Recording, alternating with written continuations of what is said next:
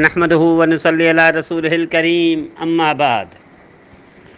نبی کریم صلی اللہ تعالی علیہ وآلہ وسلم نے ارشاد فرمایا، 3 شخص ایسے ہیں، ان میں عورتیں بھی ہیں مرد بھی ہیں، ایسے ہیں جن سے اللہ تعالیٰ قیامت کے روز قیامت کے دن بات نہیں کریں گے اور رحمت کی نظر سے نہیں دیکھیں گے ان کو، اور ان کو پاک نہیں کریں گے۔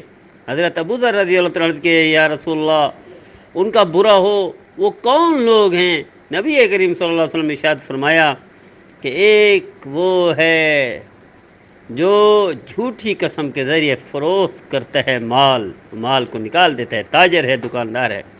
آپ نے ارشاد فرمایا دوسرا وہ ہے جو احسان کر کے احسان جتلانے والا ہے، اور تیسرا وہ ہے ٹخنوں سے نیچے کپڑا لٹکانے والا ہے۔ یہ تینوں بیماریاں عام ہو چکی ہیں ہمارے معاشرے میں۔ ہمارے بھائی بھی اس میں ملوث ہیں، ہماری بہنیں بھی اس میں ملوث ہیں۔ اس میں مرد بھی ہیں، اس میں عورتیں بھی ہیں، اس میں بڑے بھی ہیں، اس میں چھوٹے بھی ہیں، اس میں امیر بھی ہے، غریب بھی ہے۔ ٹخنوں سے نیچے کپڑا لٹکانا یہ مردوں کے لیے ہے، عورتوں کے لیے نہیں ہے۔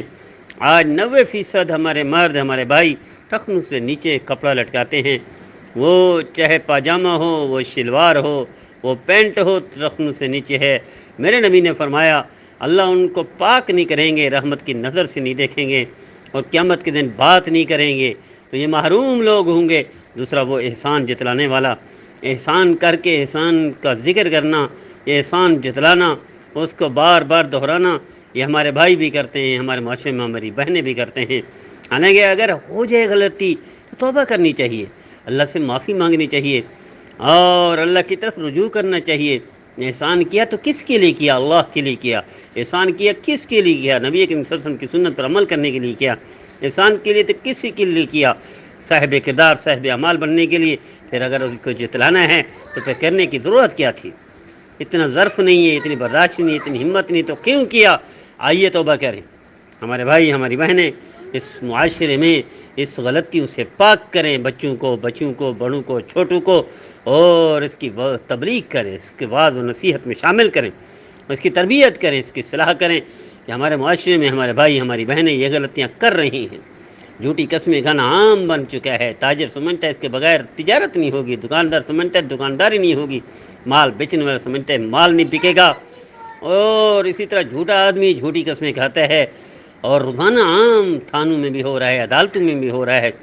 جس معاشرے میں بنیاد ہی جھوٹ پر کھڑی ہو، جس معاشرے میں احسان جتلایا جاتا ہو، اور جس معاشرے میں یہ گناہ عام ہوں کو ٹخنوں سے نیچے کپڑا لٹکا کے گناہ نہ سمجھتے ہوں، اس پر اللہ کا کرم کیسے ہوگا؟ ان کی معیشت کیسے سدھرے گی؟ وہ وطن کیسے ترقی کرے گا؟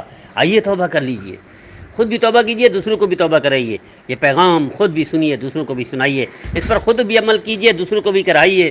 مجھے امید ہے میرے بھائی، میری بہنیں اس پیغام پر عمل کریں گے اور 100% کریں گے۔